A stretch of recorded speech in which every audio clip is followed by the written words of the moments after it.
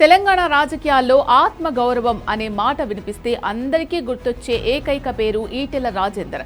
నాడు ఉమ్మడి ఆంధ్రప్రదేశ్లో గొంతుకై నిలిచి ప్రత్యేక తెలంగాణ రాష్ట్రం కోసం జరిగిన మలిదశ ఉద్యమంలో కేసీఆర్ వెన్నంటి నడిచిన ఒకే ఒక్కడు ఈటెల రాజేందర్. నాడు ఉద్యమ వేదికలపై గర్జించిన ఆ నేత నేడు దేశ రాజధాని ఢిల్లీలో ప్రధానమంత్రి నరేంద్ర మోడీ కేబినెట్లో కేంద్ర మంత్రి కాబోతున్నారా? అవును. కేంద్ర మంత్రిమండలి పునర్వ్యవస్థీకరణకు ప్రధాని మోడీ సిద్ధమైన వేళ తెలంగాణ నుంచి వినిపిస్తున్న అత్యంత కీలకమైన పేరు ఈటెల రాజేందర్. కేసీఆర్ చేతిలో అవమానాలు, పదవి నుంచి బహిష్కరణ, సొంత గూటి నుంచే బయటకు పంపేసిన వేళ ఏమాత్రం వెనకడుగు వేయకుండా నిలబడి నేడు కేంద్రంలో చక్రం తిప్పే స్థాయికి ఆయన ఎలా ఎదిగారు? ఒక సాధారణ ఉద్యమ నేత నుంచి ఢిల్లీ కేబినెట్ మంత్రి స్థాయికి చేరిన ఈటెల ప్రస్థానం ప్రతి ఒక్కరూ తెలుసుకోవాల్సిందే. ఈ పూర్తి వివరాలు, పొలిటికల్ ఇన్సైట్ ట్విస్టులు ఈ రోజు మన వీడియోలో చూద్దాం. ఎక్కడా స్కిప్ చేయకుండా చివరి వరకు చూడండి.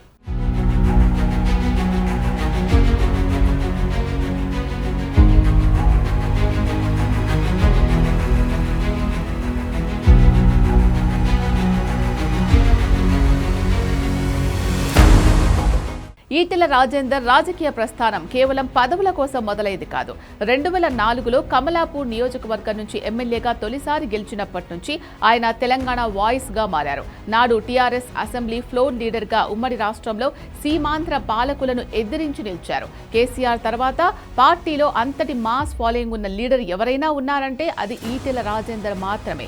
తెలంగాణ మలిదశ ఉద్యమంలో విద్యార్థులను, కార్మికులను ఏకం చేయడంలో ఆయన పోషించిన పాత్ర అమోఘం.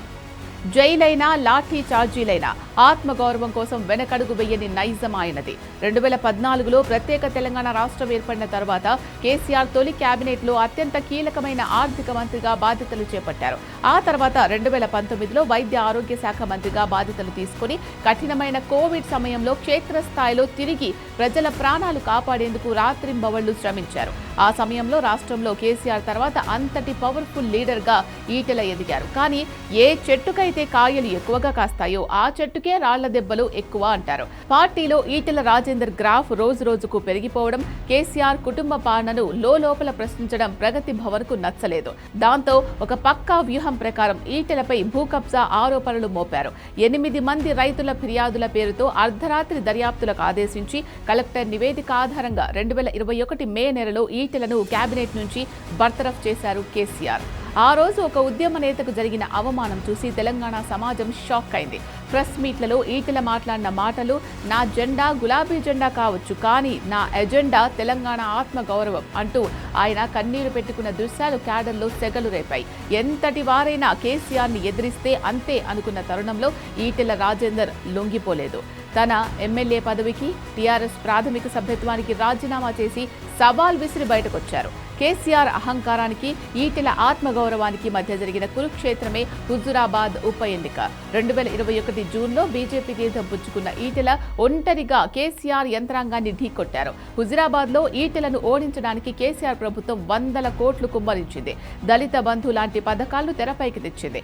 మంత్రులందరినీ అక్కడే మోహరించింది. కానీ హుజురాబాద్ ప్రజలు ఈటెల వైపు నిలిచారు. దాదాపు 23,000కు పైగా ఓట్ల మెజార్టీతో బీజేపీ జెండాను ఎగరేసి కేసీఆర్ కళ్లల్లో కంటి మీద కునుకు లేకుండా చేశారు ఈటెల. ఆ విజయంతో తెలంగాణలో బీజేపీకి ఒక ఊపొచ్చింది. కేసీఆర్ ను ఓడించగల ఏకైక మగాడు ఈటెల అనే బ్రాండ్ పడిపోయింది. 2023 అసెంబ్లీ ఎన్నికల్లో గజ్వేల్, హుజూరాబాద్ 2 చోట్ల పోటీ చేసి ఓడిపోయినప్పటికీ ఆయన క్రేజ్ తగ్గలేదు. అసెంబ్లీ ఎన్నికల ఓటమి తర్వాత ఈటెలను బీజేపీ అధిష్టానం వదిలేయలేదు. ఆయనలోని మాస్ లీడర్షిప్ ను గుర్తించి దేశంలోనే అతిపెద్ద లోక్సభ నియోజకవర్గమైన మల్కాజ్గిరి నుంచి ఎంపీ టికెట్ ఇచ్చింది.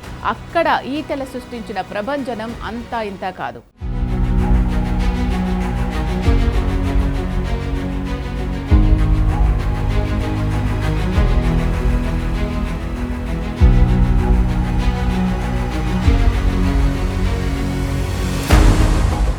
ఏకంగా 3,91,475 ఓట్ల భారీ మెజార్టీతో కాంగ్రెస్ అభ్యర్థిపై గెలిచి పార్లమెంట్లో అడుగుపెట్టారు. ప్రస్తుతం కేంద్రంలో మోడీ 3.0 ప్రభుత్వం ఏర్పాటు 2 ఏళ్లు అవుతున్న తరుణంలో కేబినెట్ ప్రక్షాళన ఊహాగానాలు వినిపిస్తున్నాయి. అందులో తెలంగాణ నుంచి బీసీ కోటాలో అత్యంత సమర్థుడైన నాయకుడిగా ఈటెల రాజేందర్ పేరు ముందంజలో ఉంది. తెలంగాణలో బీజేపీని అధికారంలోకి తీసుకురావాలన్నా, క్యాడర్లో మరింత జోష్ నింపాలన్నా ఈటెల లాంటి ఫైర్ బ్రాండ్ నాయకుడికి కేంద్ర మంత్రి పదవి ఇవ్వడం ఖాయమని ఢిల్లీ వర్గాలు బలంగా నమ్ముతున్నాయి.